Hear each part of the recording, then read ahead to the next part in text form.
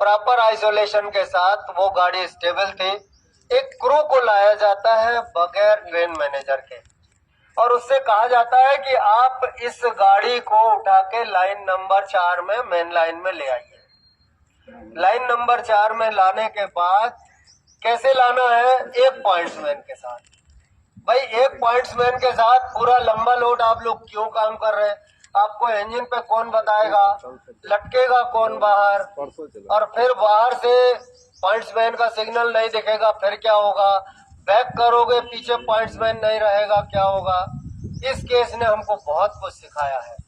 सीखते जाना, मैं बताते जाता हूँ। और वैसे ही वैसे मेमो देके प्रशासन की नाक में नकेल डालना, क्योंकि सेफ्टी को बाईपास करना केवल एक आदमी ने नहीं किया। उस एलपी को बोला जाता है एक ही पॉइंट्समैन के साथ पूरा लोड खींच के लाओ, 2 टुकड़ों में 3 टुकड़ों में, ऐसे करो वैसे करो, आगे करो पीछे करो, इंजन इधर लगाओ। वो सब कुछ करने के बाद गाड़ी रेडी होती है, और रेडी होने के बाद बोलता है दूसरी गलती, अब अकेले जीडीआर करो। जिसका जीडीआर में पहले ही जी लगा है, गार्ड ड्राइवर रिपोर्ट, वो जी क्यों नहीं लगाया? वो गार्ड क्यों नहीं था? ट्रेन मैनेजर क्यों नहीं था? और अगर नहीं था तो एलपी ने वो जीडीआर क्यों किया?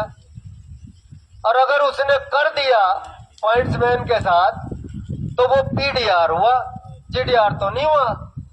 क्योंकि जीडीआर जो है उसमें एक गार्ड होता है, एक ट्रेन मैनेजर होता है जो सेफ्टी के लिए काम करता है, जिसका सबसे पहले बीए होता है। बिना बीए किए वो ड्यूटी पे नहीं जाएगा। उस पॉइंट्समैन का बीए तो हुआ ही नहीं, उसको गार्ड की ड्यूटी पता ही नहीं, ट्रेन मैनेजर की ड्यूटी नहीं पता, उसको सेंटिंग के प्रॉपर नियम नहीं पता, जीडीआर में क्या क्या चेक करना है नहीं पता, बस हो गया पीडीआर। ये पीडीआर करने के बाद अब तुम एक काम करो, अकेले ये गाड़ी लेके चले जाओ। अब वो एलपी ने कहा, बोले कि साहब इस गाड़ी में ना तो ब्रेक बान है, ना ब्रेक बान का इंचार्ज यानी गार्ड है, ट्रेन मैनेजर है, ना इस गाड़ी का इंचार्ज है, तो मैं इसको नहीं ले जाऊंगा। कंट्रोलर ने कहा ले जाना पड़ेगा। इसी बहसा बहसी में उसने कहा हम नहीं ले जाएंगे। अगर मेरे इंजन में चंडीगढ़ जनशताब्दी की तरह इंजन से ब्रेक लगना बंद हो गए तो क्या करेंगे? तो गाड़ी में ब्रेक कौन लगा सकता है? केवल एक शख्स, जो पीछे से प्रेशर ड्रॉप करके उस गाड़ी को कंट्रोल कर दे। और वो नियमानुसार उसने मना कर दिया। गाड़ी को कंट्रोलर ने कहा ठीक है नहीं जा रहा है, एक काम करो इसको यहीं खड़ी करो, 5 मिनट के अंदर बाजू में जो गाड़ी आ रही है पीछे स्टेशन से छोड़ दिया है उसमें बैठो और जाओ। बोला साहब इतने जल्दी नहीं होगा, इसको स्टेबल भी तो करना पड़ेगा। नहीं नहीं 5 मिनट में गाड़ी खड़ी रखूंगा, तू इसको पहले बंद कर, इंजन को चाबी दे और जा। और इस तरह से उस गाड़ी को एक्स्ट्रा 5 मिनट उस स्टेशन पर डिटेन किया गया। फिर उस एलपी को किसी तरह जल्दी बुला के और सब काम करा देंगे, हम करा देंगे, तुम जाओ। उसको बिठाया गया और अपने स्टेशन से, जहां उसका स्टेशन, उस स्टेशन से होम स्टेशन 20 किलोमीटर दूर था, वहां न भेज के 120 किलोमीटर दूर के स्टेशन को रनिंग रूम ले जाने का प्रक्रम किया। इस प्रक्रिया में जब ये गाड़ी खड़ी थी, कोई भी ऐसा लोको पायलट हो सकता है, मुझे ऐसा लगता नहीं है कि कोई गाड़ी स्टेबल करे या इंजन बंद करे और A9 नहीं लगाए, सब मुझे लगता नहीं है। उस केस में क्या हुआ है, उसमें कैमरा नहीं था। वो गाड़ी 1 घंटे के बाद जाके रोल डाउन होना शुरू हुई, तब तक ये स्टाफ जा चुका था। पॉइंट्समैन ने बोला, बोले साहब गाड़ी रोल हो रही, बोले उनको देखो वो दोनों कहाँ है। तो गाड़ी में गुटके उटके लगाने के बजाय, उसको हैंड ब्रेक कसने के बजाय स्लो रोल डाउन में गाड़ी को चलने दिया गया। जब चल गई तो कंट्रोलर को बताया गया। कंट्रोलर ने कहा अब क्या करे, अब क्या करे, क्या करे, ऐसा करो लाइन लगाओ आगे। तो 6 स्टेशन जहां तक लाइन खाली थी वहां तक लाइन लगवा दी गई और उस गाड़ी को कंटिन्यू चलवाया गया। क्या उस गाड़ी को अगले स्टेशन के लूप लाइन में एडमिट करके गुरपा गजंडी की तरह नहीं रोक लेना था?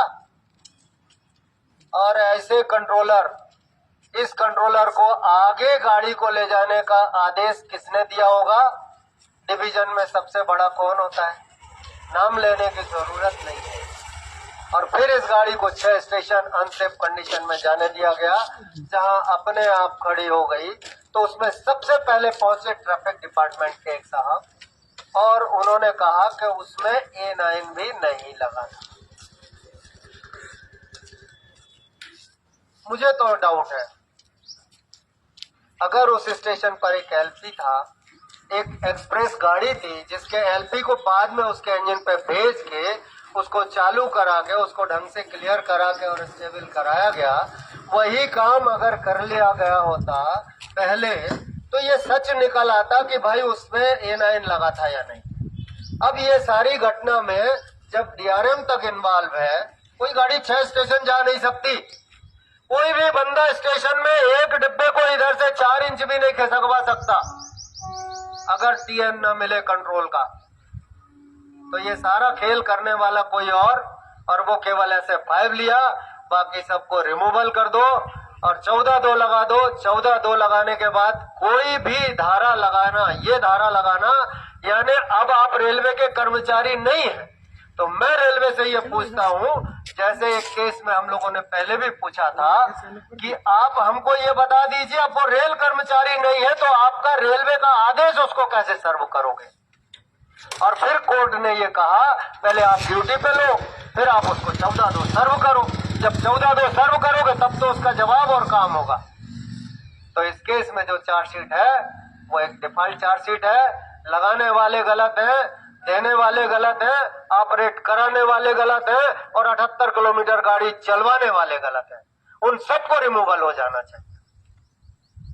अगर LP और ALP को जाना है तो इन सबको भी जाना है, और अगर नहीं तो इस चार्जशीट का कमाल देखो, उसमें लिखा है एक गाड़ी आप यहां काम कर रहे थे, यहां से वो 78 किलोमीटर तक रोल डाउन हुई, जिसमें रेलवे का एक फूटी घोड़ी का नुकसान नहीं हुआ।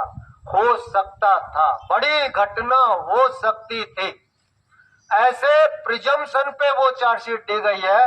मुझे अफसोस के साथ कहना पड़ता है, ऐसे लोग अगर रेल पे बैठे हैं तो हम सबको क्या करना चाहिए? हमें LRSA जोनल चीफ की हैसियत से, हमें एक सेफ्टी कर्मचारी की हैसियत से, एक CLI की हैसियत से सबको ये समझाना चाहिए कि 14(2) क्या है, कैसे लगना चाहिए, घटना क्या थी, क्या उसका उपचार होना चाहिए, कैसे उसको कंट्रोल करना चाहिए और कैसे हमें आगे रिपीटेशन में ना जाए उसकी व्यवस्था करना चाहिए।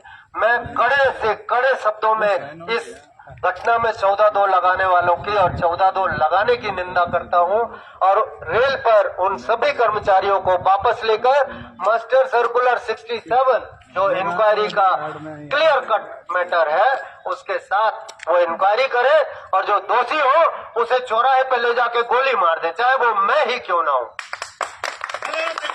जिंदाबाद जिंदाबाद जिंदाबाद जिंदाबाद जिंदाबाद जिंदाबाद जिंदाबाद जिंदाबाद। आप सब एक बात समझिए, मैंने 38 साल रेल में सेवा की है। सेवा नहीं, मैंने पूजा समझ के काम किया। इसीलिए अगर मैं किसी को डांटता हूं तो सेफ्टी मैटर बहुत पीछे रिलेट करता है। अगर 4 साल की नौकरी वालों को ये समझ में ना आए कि मैं क्या बात